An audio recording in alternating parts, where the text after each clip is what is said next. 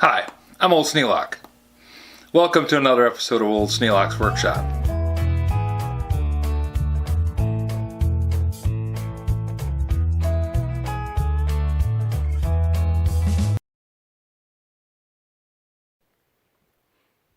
Yeah, the world's flipped around a little bit for us. So, seeing how it's Monday and the start of a new week and hopefully a turnaround week, I'd like to see some changes being made. So one of the first changes, it's the end of an era. The Craftsman is going to be going. Now, will it sell? Who knows? Hopefully it will. It's a good running little tractor. It always has problems because, it's 30 years old. But what the heck? Can't have something last forever.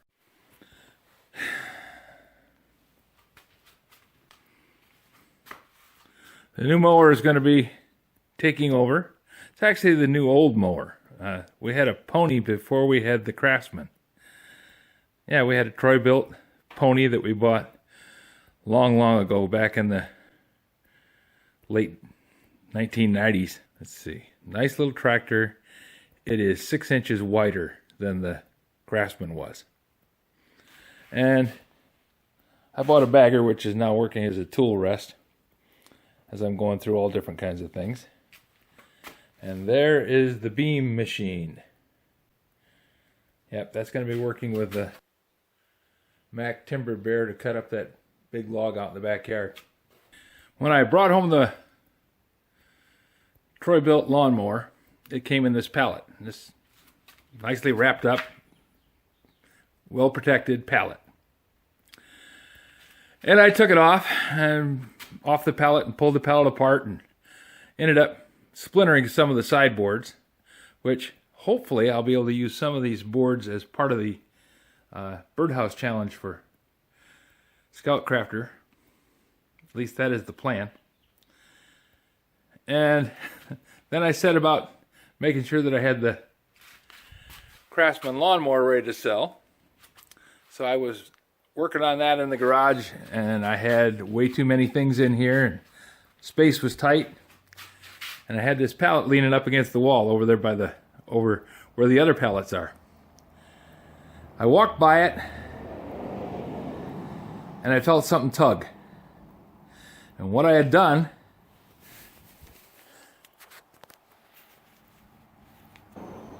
I had jammed a splinter from that pallet into my arm. It was about 18 inches long, and it stuck me to the pallet. I was hooked. Grabbed a hold of the board, pulled it off the pallet, and then pulled it out of my arm. And I thought, oh man, I'm going to have to go to the hospital. COVID-19. What's the risk? So I went in the house and washed it all up and used alcohol and rubbing alcohol and washed up the cut and put some Bactrazine on it. Put a Band-Aid on it and watched it for a couple of days, and everything seemed to be just fine. Well, that was just fine for 5 or 6 days, and then I noticed that I was getting a rash and what looked like an infection.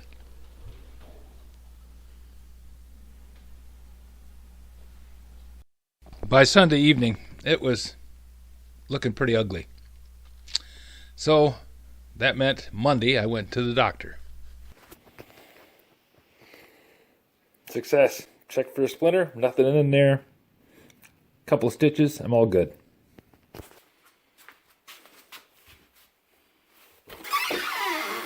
Still holding out okay. Not as full as it was a week ago, but we're doing all right. Trees are starting to bud out.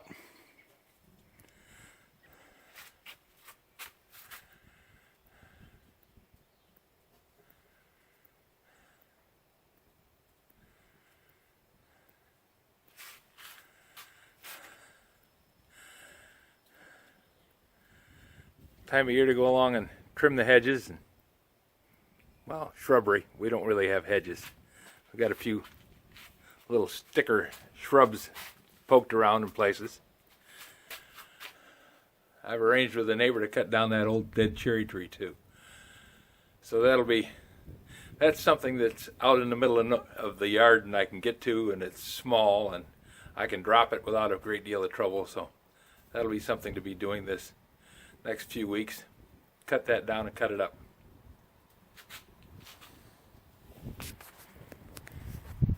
And this afternoon and evening, I am making pork chops.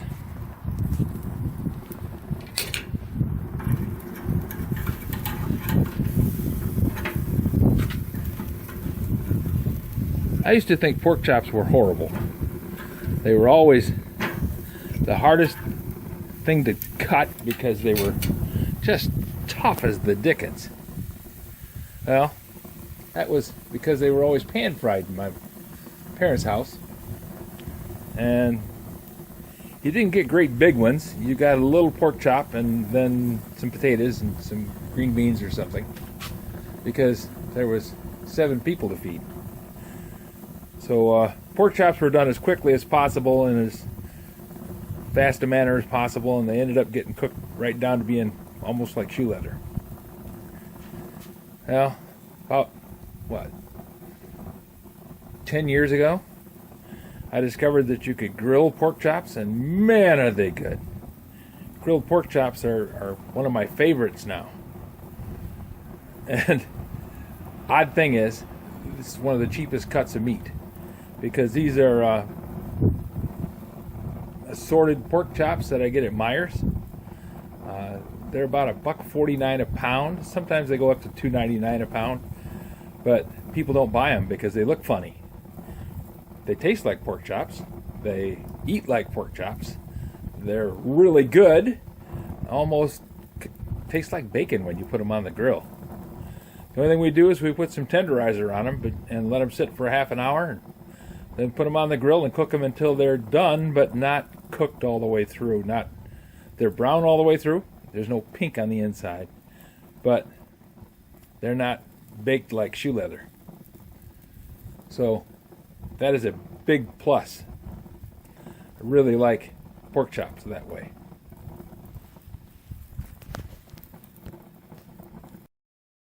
Hope your day is going as well as mine did today.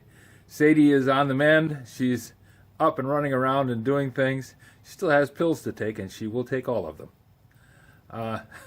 She has different kind of food to get her stomach working well again, getting her lower intestines working well again, and that will make it so that she doesn't have a problem. And I'm very glad of that. Life can be a messy business, and I'm glad last week is over. If you have any suggestions for a new video, questions about today's video, or any of the other videos on the channel, just drop a note in the comments. You know I read them all. Thanks for watching.